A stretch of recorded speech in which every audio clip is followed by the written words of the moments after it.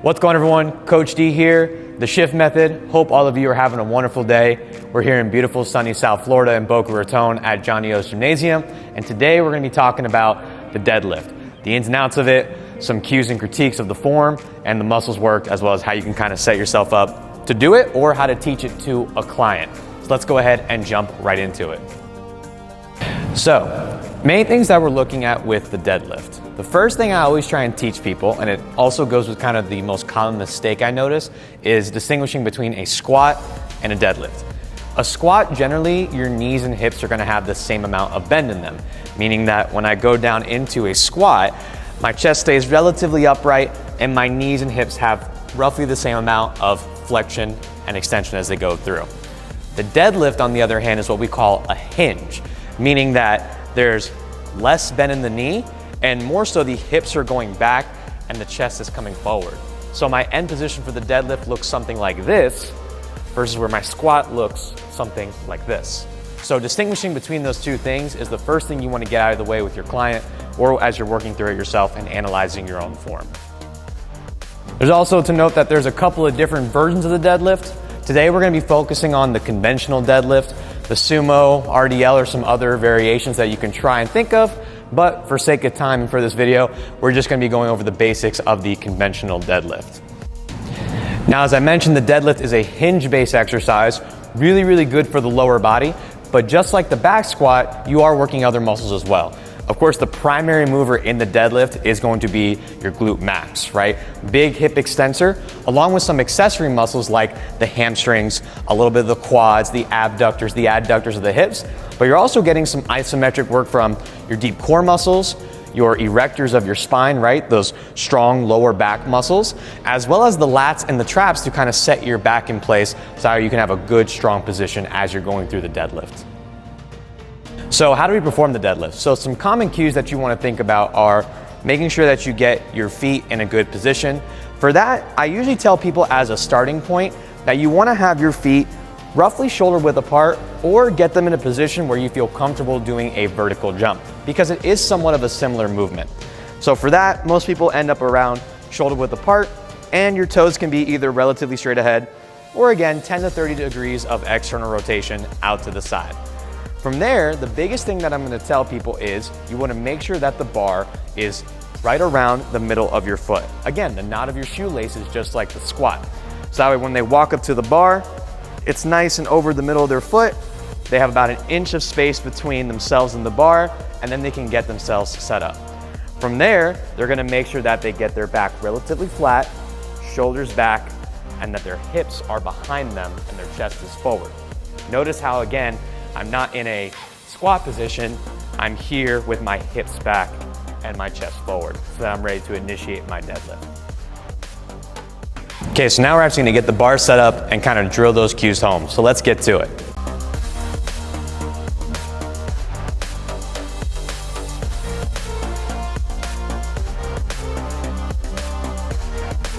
As I mentioned, the first thing you gotta get set is your feet in this position. So what you're going to want to do is walk up to the bar, either about feet shoulder width apart or in a comfortable jumping stance. So myself, again, sometimes I'll walk up to the bar and I'll pretend like I'm going to do a vertical jump, and that's where I'm going to set my feet. When you walk up to the bar, you want to make sure that the bar is over the middle of your foot or over the knot of your shoelaces. Usually you'll have about 1 inch or 2 of space between the barbell and your shins. Okay, so I got my feet set. Now I'm going to go ahead and get my hands in position on the bar. What I usually start by doing is having the person just reach down, grab the bar, round it back, like so. Reaching down, hands are gonna be just outside of my knees, and then they're gonna pull themselves into position. So now what I'm gonna do is I'm gonna get my shoulders back, get my shins to the bar, and now I'm set into my position right there. From here, I'm gonna make sure that I keep my back as flat as possible, shoulder blades pulled back, stand it up, control all the way back to the ground.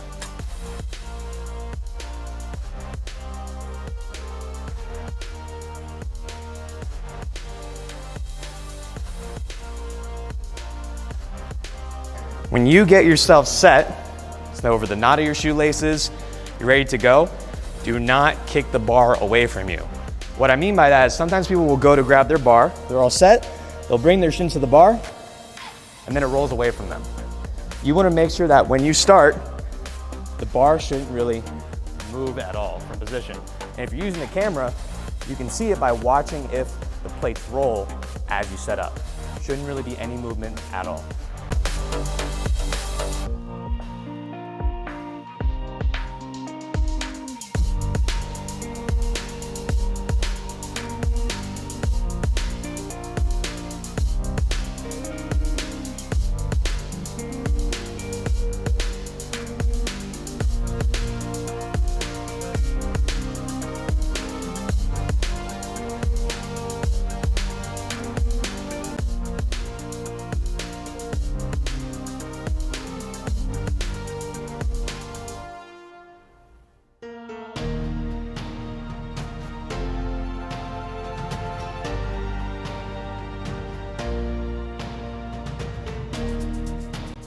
Lastly, let's go over some common mistakes that I see with the deadlift. Big one, like I mentioned, is the bar kind of getting away from you, where it's not really over your midfoot anymore. This makes it kind of inefficient as a lift because now it's not over the middle of your foot, which means you can't produce the most force. So you'll see people in the setup or throughout the lift, they'll go, the bar's out here, and they're just keeping it way too far away from them. And what I'll tell them is, hey, keep the bar glued to your thighs or glued to your shins. It's a little excessive, but it helps kind of drive the cue home to where I need them to be close, keeping it on them all the way through. Another common one I noticed, like I talked in the beginning, is people tend to squat a deadlift, meaning their stance is wider, they keep their chest up nice and tall, and they're basically squatting with the barbell in their hand. If you see someone doing this, I tell them, hey, push your hips back, let your chest come forward, and don't bend your knees as much. For some people, a tactile cue is really helpful here, where I'll say, hey, drop the bar. Imagine like you're holding a barbell in your hands, and I'll gently push on their hips and push their chest forward to where they understand this position instead of being inside of a squat. Last but not least, the excessive rounding or arching of the lower back. Again, compound lift, the lower back does have a lot of movement, even if it doesn't visually look like it throughout this lift, but we don't want to have excess because then again, it makes the lift not as effective as possible. So if someone is kind of doing an excess round, like here, almost like a Jefferson curl, I want to cue them to have their shoulders back and down.